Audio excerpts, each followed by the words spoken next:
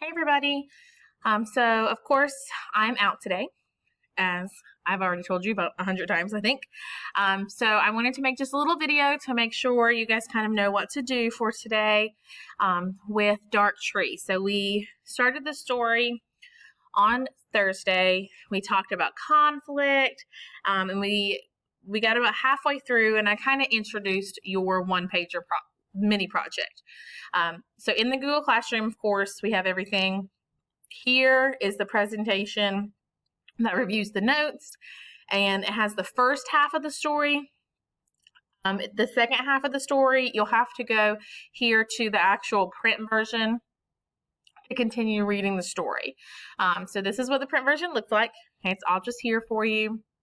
We stopped at the bottom of the second page. So right here is where you're going to start reading. So I'm coming, Derry, hold on. That's where you're going to start to continue reading. And then you'll just read through the next 2 pages of the story and finish reading that up. Okay. Once you are done reading, you're going to start planning your one-pager. So I want you guys to notice the one-pager is not actually due until October 22nd. So that is next Thursday.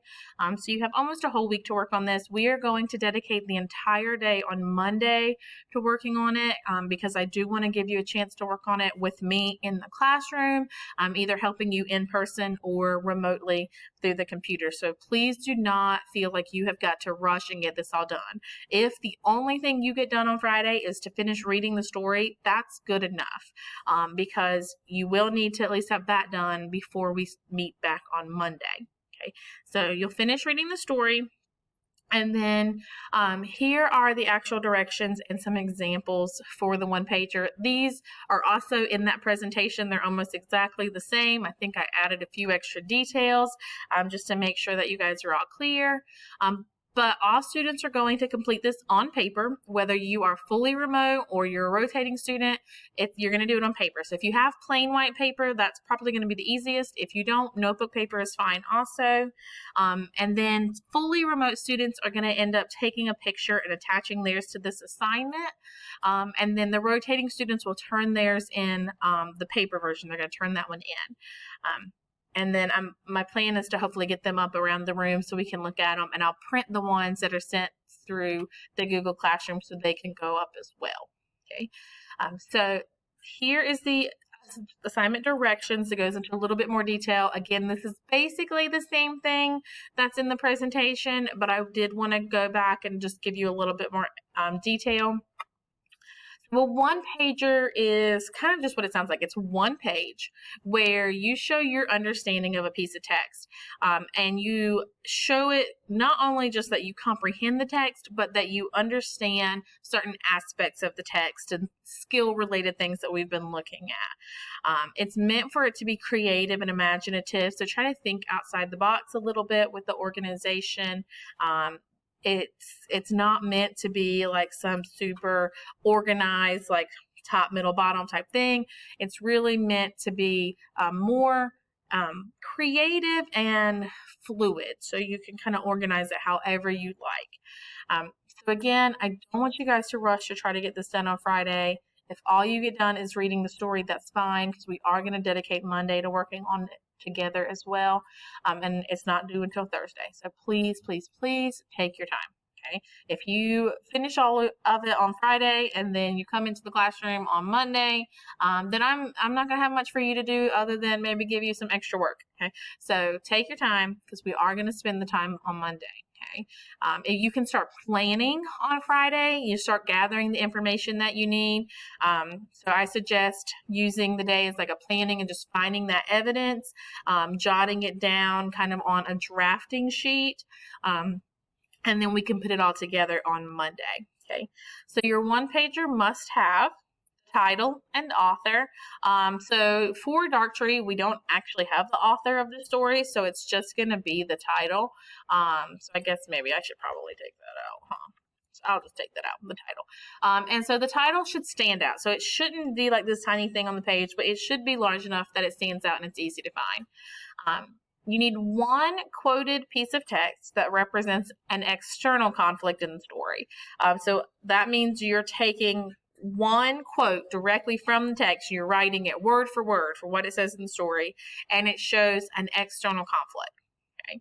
And then you're going to do the exact same thing for an internal conflict. So again, you're going to find a quote, take it word for word exactly as it is in the story, and you're going to put it for an internal conflict.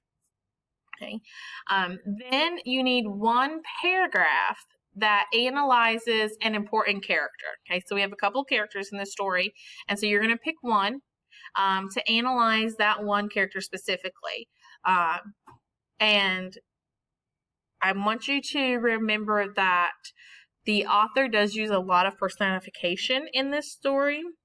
And that means that the tree is almost like a character in the story because of that personification, the way the author develops that tree and the way the tree causes conflict for the characters. So you could choose that for your character. This should include at least one character trait to describe the character and evidence to support your analysis. Okay, so this paragraph that you're doing. Remember race. So remember, restate the question, answer the question. So you would restate it. One character trait to describe so-and-so, Sam, Derry, Paul, whoever you feel like is, and then you give the term, and then you provide the evidence and explain. Okay, so one paragraph that analyzes an important character. So looking at a character trait, you can also go into character emotions with that as well. So you can put quite a bit of detail into this one paragraph. And then you also need a full page illustration that represents the setting and the mood. Okay, so your illustration should kind of be the background for the things that you're putting in with the quotes in the paragraph. So I've given you a couple of examples here. So here is one for the story, Roll of Thunder, Hear My Cry. So you can see how the setting of the story is set up in the background, and then the text is written within the setting. Okay. So that's kind of what we're looking here for you to do. So your setting is going to create just kind of the picture in the background, and then you're going to put all of your text, your written portion, kind of within that setting. And then here's another example for this. This is actually for the poem, The Road Not Taken. Okay, so again, the text is within the illustration. You have the illustration for the setting. So this would be the road, the forest, and then the writing is within or around that. Okay, so these are just to help you kind of understand what a one-pager looks like.